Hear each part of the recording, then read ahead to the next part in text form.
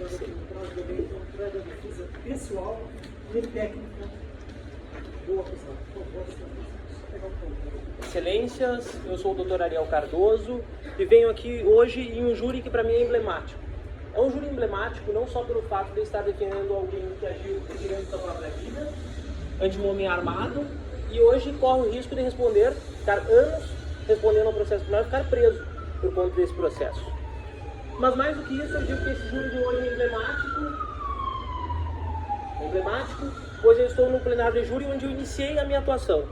Há alguns anos atrás, coincidentemente no dia 9 de maio, eu estava dentro desse tribunal de júri como estudante fazendo um júri simulado. Naquela experiência ali da universidade, eu passei a entender que o meu local seria dentro do plenário. Eu trabalharia e iria fazer da advocacia criminal a minha forma de vida e atuação. E aí eu ia sempre buscar desfazer injustiças. E quando eu falo que eu busco desfazer injustiças, eu digo que eu busco a justiça, eu faço justiça. E eu faço justiça nos processos que atuo, por exemplo, quando eu peço a condenação dos meus clientes. Condenações justas. Inúmeras vezes, e eu dou um exemplo de um plenário de júri há poucos meses, feito lá em Porto Alegre, eu, Dr. Ariel Cardoso e Dr. Ariel Leite, juntos sustentamos a necessidade de condenação do nosso cliente. Uma condenação com base na participação dele naquele crime. Mas outras vezes eu venho a plenário e tenho que pedir a absolvição. São poucas as vezes, porque a lei ela tem cláusulas, tem requisitos para essa absolvição. E aí é isso que eu venho pedir hoje. E eu venho pedir a absolvição considerando que o Laurélio só agiu porque se ele não tivesse agido ele estaria morto. É isso que eu venho fazer hoje. Dr. Ulisses Fonseca Lousada, receba meus cumprimentos. Espero que tenhamos um bom dia, já quase findando o dia de trabalho. Quero dizer que desde esse momento, alguns anos atrás, 4 anos atrás possivelmente, eu decidi que ia trabalhar com júri. E aí eu passei a ver todos os júris da cidade de Santa Maria. Eram nas sextas-feiras, antigamente, e eu sempre estava lá. Existiam muitos promotores, Dr. Joel, depois Dr. Diego, e eu sempre estava na assistência. E eu pude ver que o senhor é um juiz extremamente humano e respeitoso com a advocacia.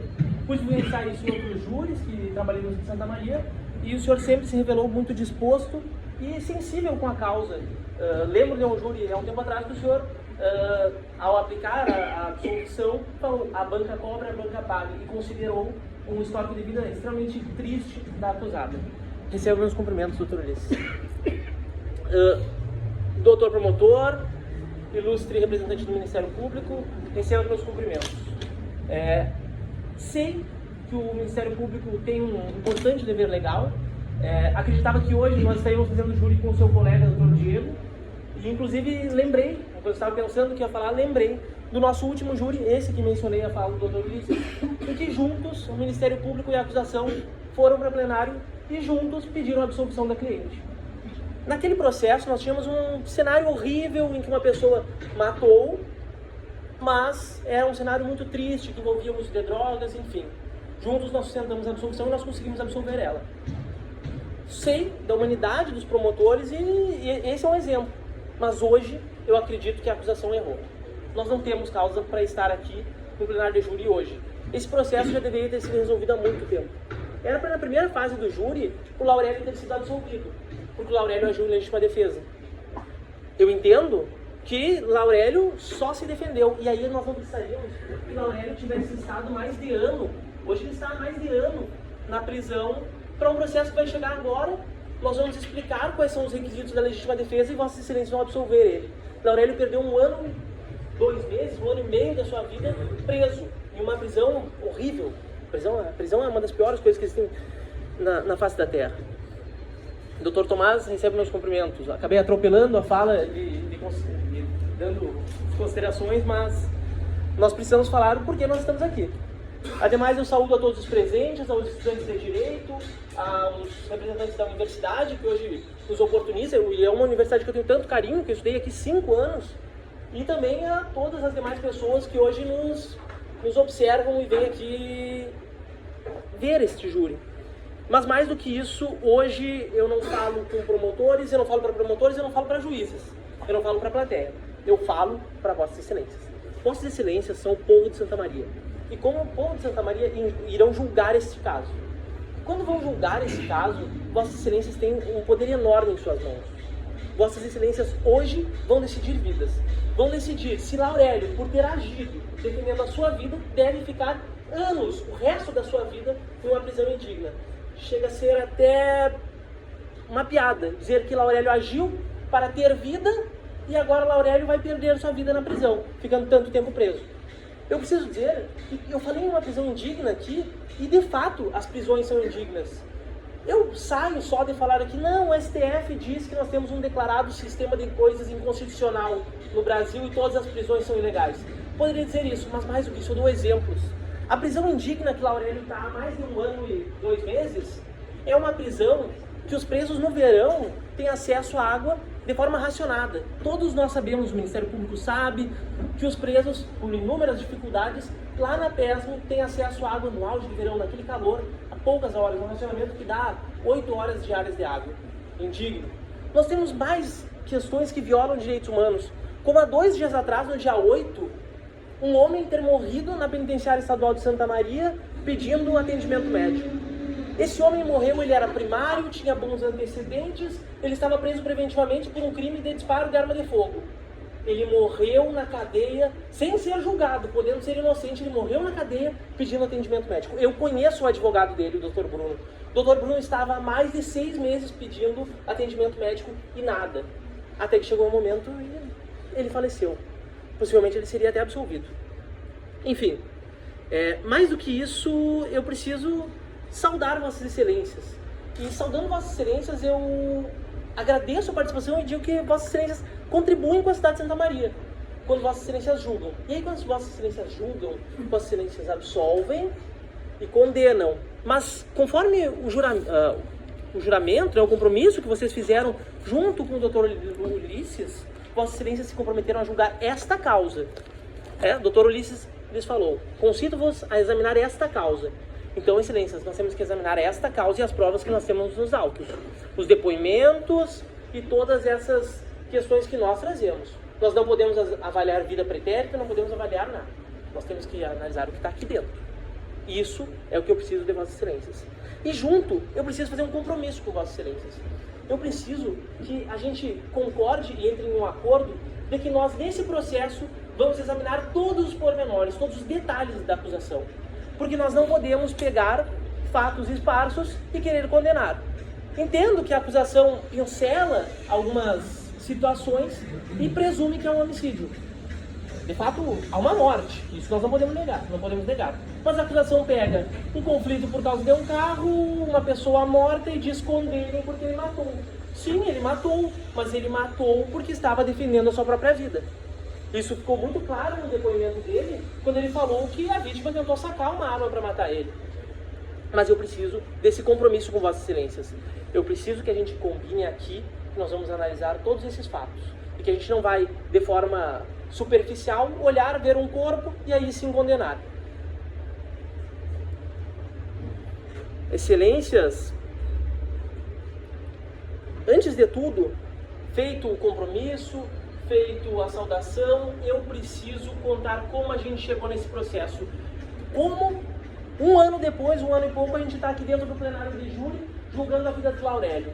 E aí eu preciso contar a história do Laurélio, confundir a história do Laurélio junto com o veículo, a história do Laurélio com o Luiz Eduardo, e aí a gente chega nesse momento. O Laurélio é um homem, tem 25 anos, é mais novo que eu, é jovem, mas o Laurélio vem de um histórico de vida muito triste.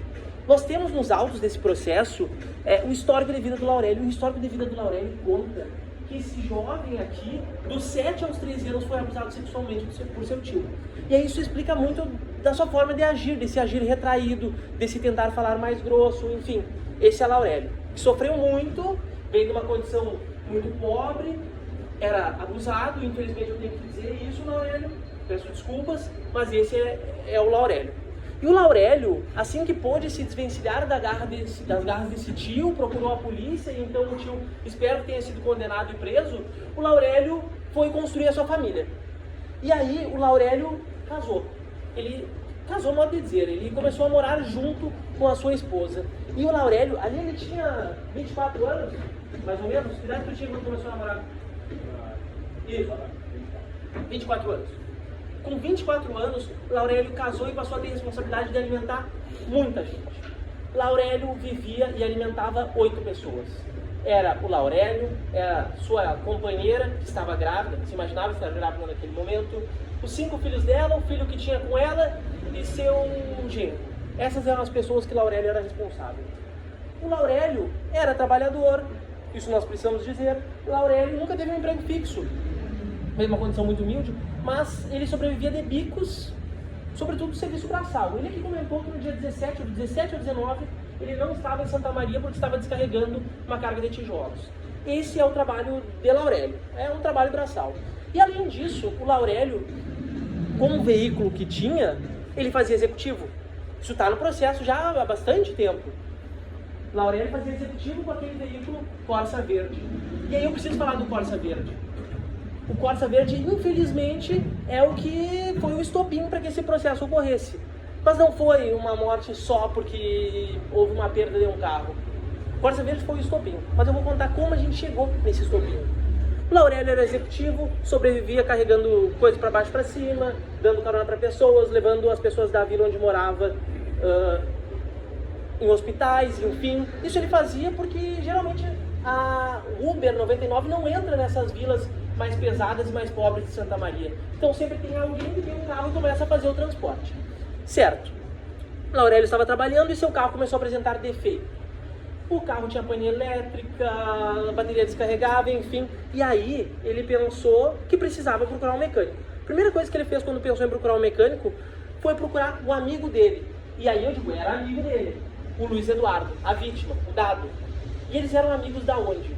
Eles moravam na mesma vila, relativamente próximo, e faziam festa junto. Eles eram viciados em cocaína. Laurélio me confidenciou no parlatório da penitenciária que juntos eles usavam cocaína, faziam festa, o dado fugia da mulher e ia para casa dele, então eles bebiam, enfim. E aí ele lembrou desse amigo, mas ele sabia de uma coisa: o amigo podia ser drogado ou qualquer coisa, mas ele era um bom mecânico. E aí ele levou um carro para esse amigo mecânico arrumar. Isso foi no dia 5 de março. Ele levou o carro empurrando para frente da casa da mãe do amigo mecânico. O amigo mecânico olhou o carro e viu que era um problema no alternador e que precisaria ser trocado, e disse: é um serviço muito simples, nós podemos arrumar em 1 dia e meio, 2, e aí eu lhe devolvo. Ótimo. É importante a gente falar sobre as datas e sobre o tempo de arrumação desse carro, porque se 1 dia e meio, 2, bate muito com o que a mãe da vítima, e aqui a defesa não quis explorar a mãe da vítima, fazer ela sofrer em plenário e falar sobre a morte do filho dela. Nós não quisemos, porque nós temos a prova judicial. No depoimento da mãe, que está gravado e foi dado na primeira fase do tribunal do júri, a mãe fala que o carro ficou na frente de sua casa 1 dia e meio e depois seu filho pegou o carro e saiu para fazer a entrega do veículo. Certo. Ocorre que o tempo foi passando, Laurélio não obtinha respostas sobre esse veículo, quando seria entrega. E Laurélio passou a ser extremamente insistente.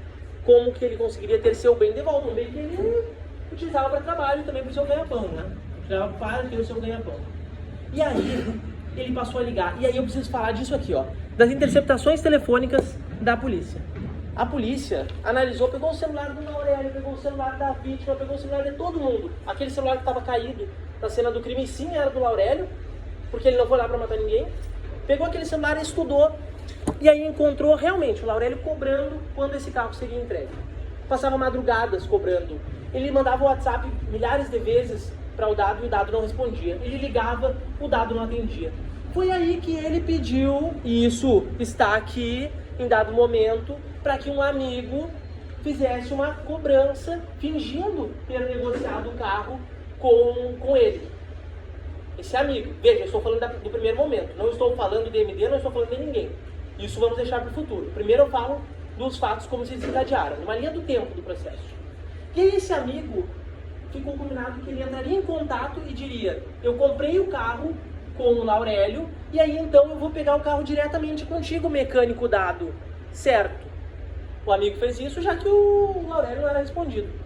E o amigo fez, o suposto comprador, e ele não obtinha respostas. E aí passou o tempo, e aí a vítima veio com a mesma história que ele diz Depois, para todo mundo nesse processo, que ele diz para o MD, enfim, ele diz que ele já tinha entregue o veículo, que ele tinha fotos e que ele tinha vídeos da entrega.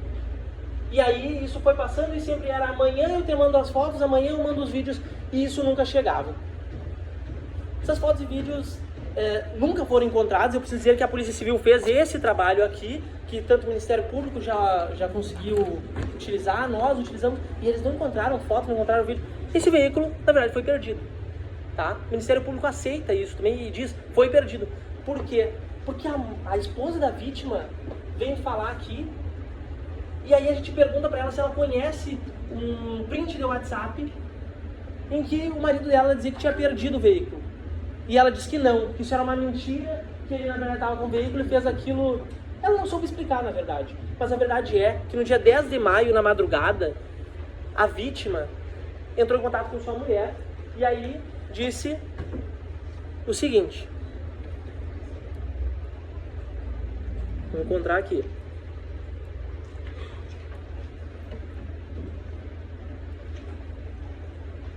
Mor, perdi o carro com tudo. Não encontrei, mas eu lembro de cabeça isso. Mor, perdi o carro com tudo. E ela pergunta, o quê? E aí ele responde, o Corsa com tudo. Ele segue falando e depois diz que foi liberado. E aí a gente tem uma prova muito clara de que esse carro foi perdido. E aí talvez porque a gente tem uma prova muito clara, o Ministério Público assume que verdadeiramente esse carro foi perdido. E aí a gente tem uma mentira do Luiz Eduardo. E é nesse contexto, existindo uma enorme mentira por parte do Luiz Eduardo, que o Laurélio começa a ver que estava sendo passado para trás. E aí isso é importante porque vendo que ele estava sendo passado para trás, no dia 19 ele foi conversar com o Dado, considerando que do dia 17 ao 19 ele não estava em Santa Maria, descarregando uma carga de tijolos, chegou, foi ver o jogo, enfim. Ele vai conversar, passa pela casa do amigo, do mecânico, da vítima, e vai conversar com ela para resolver a situação. E aí, antes de tudo, eu preciso fazer um parênteses aqui. E a gente precisa dizer quem era essa vítima. Porque assim, mãe vir aqui em plenário e dizer que seu filho é um anjinho, que não era envolvido com nada, a gente tem aos montes. Mas a gente precisa se debruçar pelo que existe. E a gente pode observar dentro do processo a ficha de antecedentes criminais judicial e policial da vítima. E a gente vê que a vítima, na verdade, tinha uma extensa ficha criminal. A vítima era um usuário de drogas, e aí eu vou explorar ainda essa situação. Mas vamos lá. A vítima tinha entre seu rol de crimes obtidos nessa folha de antecedentes.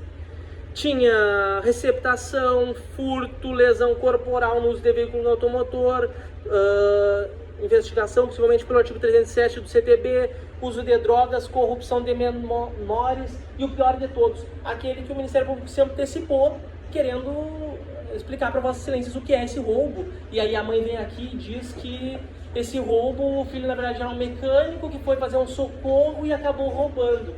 Excelência, isso não existe. Ninguém vai fazer um socorro e brincando acaba com 8 anos de condenação naquele processo.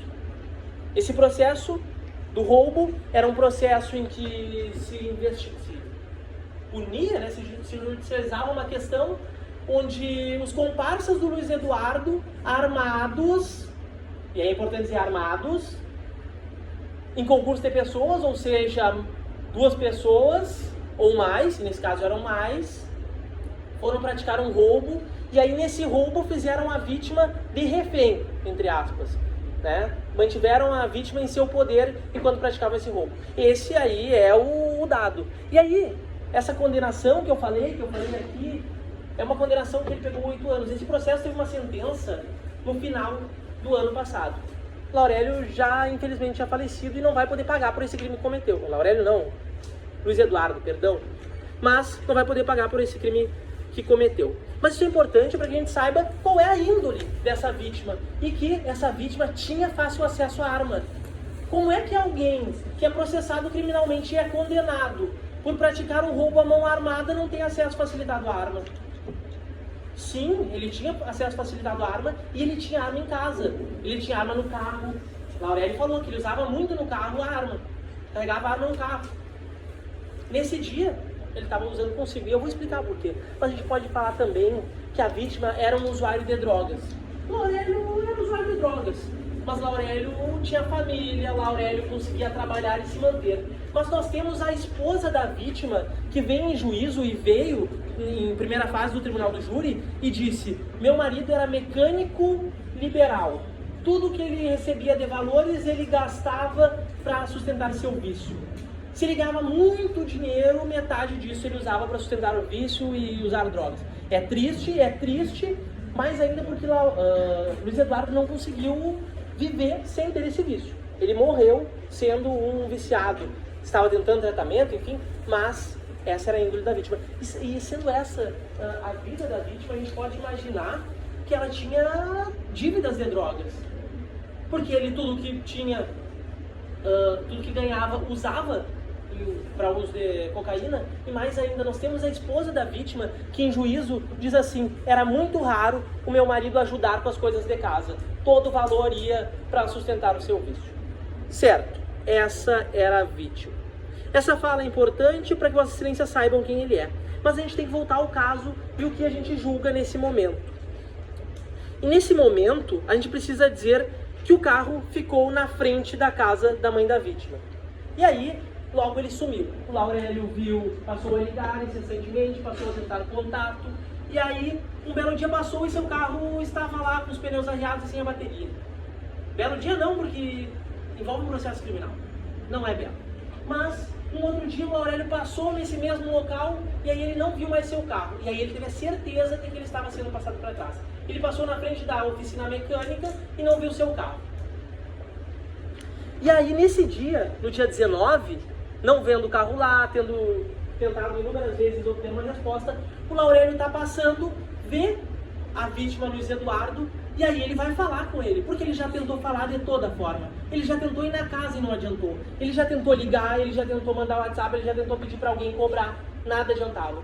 E aí ele chegou para ele, e aí isso, é claro, e isso tá na prova judicial, tá no depoimento, ele chega para o dado e diz assim: mano, vamos resolver as coisas direitinho. E aí o dado age contra a vida dele.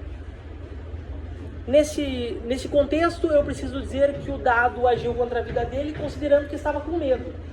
E estava com medo porque esse processo, uma pessoa já havia cobrado ele mentia que tinha entregue um carro, ele já tinha perdido um carro, e aí ele podia muito bem ser cobrado. E aí, possivelmente sendo cobrado, ele corria risco de vida. E aí ele passou a andar armado. Nesse dia ele estava armado. O revólver que foi usado para matar ele era o seu revólver. E aí eu preciso lembrar aqui do depoimento judicial da sua mãe, que ela disse que há alguns dias o seu filho parecia preocupado. E ela perguntava por que o filho estava preocupado. E aí ele dizia que estava preocupado porque estava resolvendo os problemas do carro. Por causa dessa situação, o filho passou a andar armado.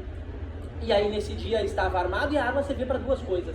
A arma servia para matar o Laurélio se o Laurélio fosse lá de forma agressiva, lhe cobrar, dizer cadê meu carro, e aí o que vai ser? Seria para isso? Ou seria pior? Seria para matar o Laurélio para ocultar esse crime. O outro crime, né, que é a questão do carro. Seria, se Laurélio estivesse morto, tivesse morrido naquele dia, bastariam as falas de Luiz Eduardo. Ele não precisaria mandar as fotos e vídeos que ele disse para todo mundo que existiam e a Polícia Civil não encontrou. Se Laurélio estivesse morto, estava tudo ótimo para ele, ele conseguia se livrar de qualquer coisa, seja de cobranças, seja do risco de o MD matar ele, enfim. Ele não teria risco nenhum.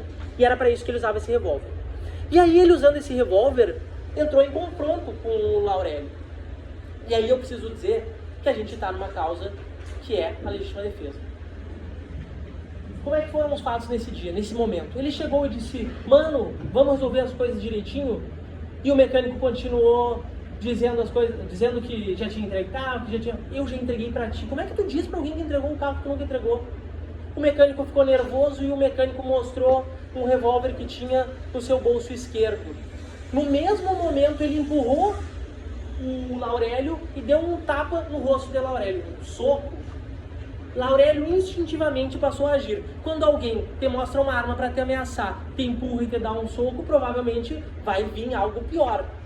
E esse algo pior seria a vítima tentar lhe matar. E aí ele foi para cima da vítima e a vítima começaram a brigar, né? Foi muito rápida a situação, os socos ali, e aí então a vítima tentou sacar o revólver.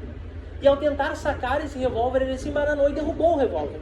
E aí naqueles pequenos segundos ali que tiveram entre briga, caiu a arma, o Laurélio só pôde pensar uma coisa: ou eu ajo e sigo vivo, ou eu não ajo e ele me mata. E se o Luiz Eduardo tivesse matado o Laurélio, eu não estaria aqui, nós não estaríamos aqui, os papéis nesse júri se inverteriam. O Laurélio não estaria aqui para contar a sua história, a sua versão, e pior de tudo, nós teríamos o Luiz Eduardo no banco dos réus. E o Luiz Eduardo no banco dos réus não teria nenhum advogado defendendo ele que fosse sustentar a tese de legítima defesa. Porque ninguém, o Luiz Eduardo jamais estaria em legítima defesa, porque ele estava com a sua arma, ele era maior que o Laurélio, ele era mais pesado, no mínimo 30 quilos mais pesado que o Laurélio. Laurélio só no soco estaria em desvantagem. E aí com a vítima armada, ele estava em mais desvantagem ainda. E foi isso que fez ele agir. Só a arma ali resolveria a situação. E aí nesse contexto, eu preciso dizer que o Laurélio, nos milésimos de segundos que teve, pegou a arma, deu um tiro na vítima, deu outro tiro já com medo enquanto se levantava e saiu correndo dando tiros para trás. Laurélio pode dizer que deu 2 tiros, mas na verdade ele não sabe quantos tiros ele deu. A gente sabe sim, sabe que são 4 cartuchos deflagrados, 5, enfim, a gente não sabe quantos ele deu ali naquele momento. Mas no mínimo 3 tiros, 2 tiros. O fato é que Laurélio estava com muito medo, era à noite, ele estava na emoção, ele estava ofegante porque tinha se engalfinhado em uma briga de empurra-empurra com uma pessoa. Então ele não sabe contar quantos tiros tem. E a gente não pode vir aqui e dizer assim, ó, não, vossas excelências, condenem, porque ele não contou quantos tiros ele deu. Ele não disse que deu 5 ou que deu 4, ele disse que deu 2. Ele deu o quanto foi necessário. Se alguém vem me assaltar hoje, vem fazer qualquer coisa, eu dou quantos tiros eu precisar para fazer ele parar. O Laurélio ia ser morto, se ele não tivesse agido, ele não estaria aqui. E é isso que eu preciso que vossas excelências entendam. E entendendo isso, eu preciso dizer, por nós estarmos aqui dentro de uma faculdade de Direito, a gente precisa falar sobre o que a lei diz. No júri a gente fala isso, mas a gente precisa falar sobre o que a lei diz e esmiuçar. Todos os estudantes aqui, mesmo que de segundo semestre, que tiveram direito penal, sabem o que são causas como a legítima defesa. E aí eu preciso dizer que o nosso Código Penal, no artigo 25, ele diz o seguinte: